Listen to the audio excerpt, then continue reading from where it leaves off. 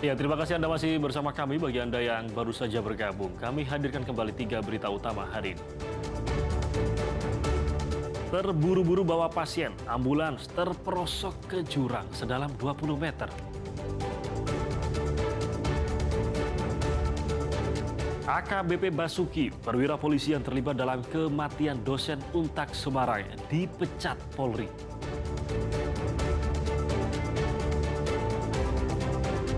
Ratusan warga lereng Gunung Merapi di Magelang keliling kampung gelar sedekah bumi.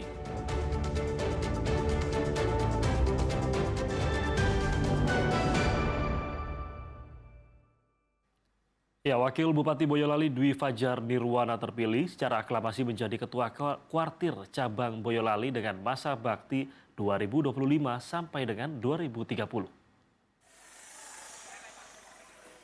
Keputusan diambil dalam musyawarah cabang Gerakan Pramuka Boyolali di Aula Gagatan Dinas Pemuda Olahraga dan Pariwisata Boyolali.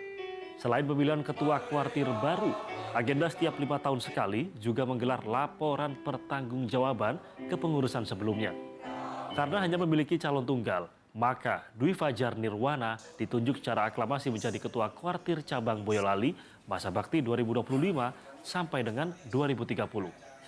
Usai ditetapkan sebagai ketua baru, Dwi Fajar segera membentuk kepengurusan yang baru dan menyusun program kerja. Ia akan membuat pramuka asik dan menyenangkan serta berkarakter dan peduli pada sesama. Sebagai ketua Dwi Fajar Nirwana, saya sendiri tentunya kami berharap dengan kepengurusan yang baru ini, kepemimpinan yang baru ini akan membawa gerakan pramuka kuartir cabang Boyolali semakin lebih baik dan semakin maju lagi.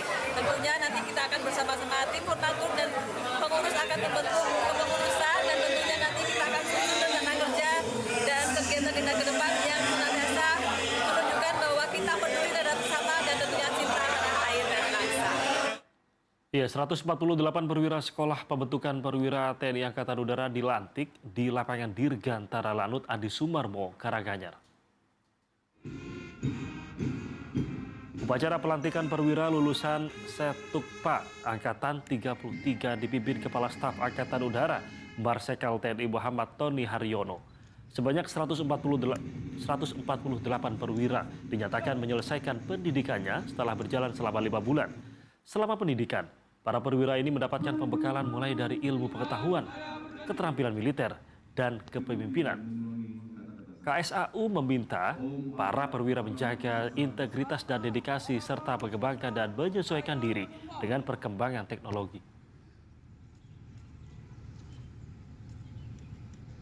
Ya, selama puluhan tahun warga di 2 kabupaten harus bertaruh nyawa untuk menyeberangi Sungai Tuntang.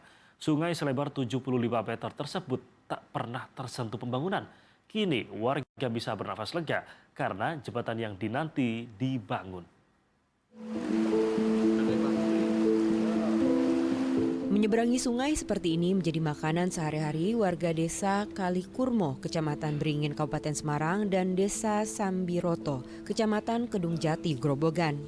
Mereka bertaruh nyawa untuk menyeberangi Sungai Tuntang yang berarus deras sepanjang 75 meter. Sudah puluhan tahun warga harus menyeberangi sungai untuk mencari rumput, bertani, berjualan, hingga sekolah. Saat musim hujan, Sungai Tuntang sangat berbahaya untuk diseberangi karena ketinggian air bisa mencapai 4 meter. Meski sudah berjalan puluhan tahun, pemerintah belum sekalipun membuat jembatan untuk mempermudah akses warga. Cari rumput. Setiap hari nyebrang sini, Pak? Tiap hari. Sudah berapa lama, Pak? Lah, Berapa tahun nyebrang sini? mulai aku kecil. Kecil hingga sudah puluhan tahun berarti, Pak, ya? Ya, lebih mungkin. Puluhan tahun. Pak, kesulitannya apa, Pak, dengan setiap hari nyebrang kali ini, Pak? Nak banjir, Mas. Banjir? Nggih. Nggak bisa nyebrang, Pak? Nak banjir nyampe sini nggak bisa. Tapi kalau cuman segitu masih bisa. Setiap hari berapa kali, Pak, nyebrang kali ini, Pak? Kalau saya kadang 6 kali. Sehari, Pak? Iya, pulang pergi. Ambil rumput sama ke ladang atau apa, Pak? Iya. Itu sangat beresiko sekali karena banyak warga kami yang juga, bukan banyak tapi ada warga kami yang juga hanyut di sungai ini karena kemungkinan nekat nyebrang pas waktu banjir dan tidak ada yang menolong sehingga Ceritanya warga kami juga ada yang hilang dan tidak pernah ketemu, hilang di sungai itu. Kemungkinan nggih hanyut nggih. Namun kini warga bisa bernafas lega karena tengah dibangun jembatan penyeberangan di antara dua kabupaten ini. Program pembangunan 300.000 jembatan di seluruh Indonesia ini menggandeng TNI, Komunitas Vertical Rescue Indonesia, dan Komunitas Jeep Off-Road. Ini sebenarnya untuk memudahkan akses warga di dua desa. Sebelumnya warga itu harus menyeberang di jembatan yang jaraknya kurang lebih 5 km dari sini. Sehingga membutuhkan waktu yang cukup lama, sekitar 20-25 menit untuk jalan. Dengan adanya akses ini tentunya warga yang ada di kedua desa dan tentunya juga anak-anak sekolah bisa beraktivitas dengan mudah. Jembatan gantung sepanjang 75 meter dengan ketinggian 5 meter ini dibangun dengan biaya 200 juta rupiah. Jembatan ini akan selesai dalam waktu 3 minggu. Namun perlu diingat, jika jembatan hanya bisa dilalui motor secara bergantian. Dengan dibangunnya jembatan akan mempermudah akses warga di dua desa antara dua kabupaten untuk beraktivitas sehari-hari. Yulianto melaporkan dari Kabupaten Semarang. Ya, ratusan warga lereng Gunung Merapi di Magelang menggelar sedekah bumi dengan membawa gunungan pangan dan sesaji lainnya. Selain untuk meneruskan tradisi arak-arakan gunungan pangan, warga juga berdoa agar dijauhkan dari bencana dan mara bahaya.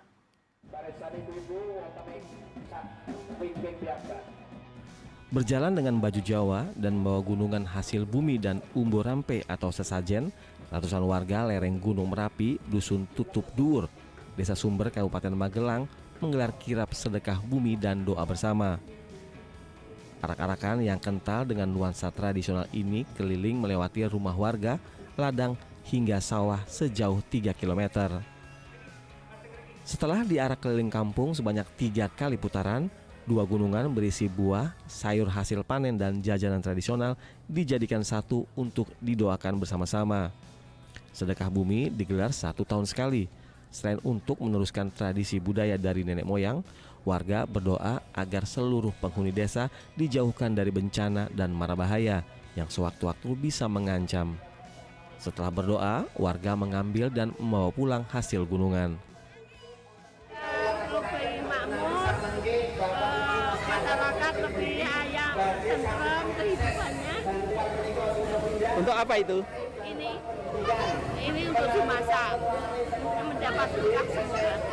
Harapannya dengan kayak gini apa? Harapannya ya masyarakat lebih makmur itu. Berikan kepada masyarakat luas ini ya, itu sebuah doa, semoga diberi keselamatan dari mara bahaya, dari bahaya Merapi. Acara Merti Dusun dan sedekah bumi ini ditutup dengan makan kembul bejono, yakni makan bersama-sama sambil duduk di atas tikar yang memiliki makna sebagai wujud syukur kepada Sang Pencipta. Selain arak-arakan gunungan, rangkaian acara ini juga dimeriahkan dengan penampilan berbagai kesenian tradisional dari warga setempat. Wahyu Diono melaporkan dari Magelang.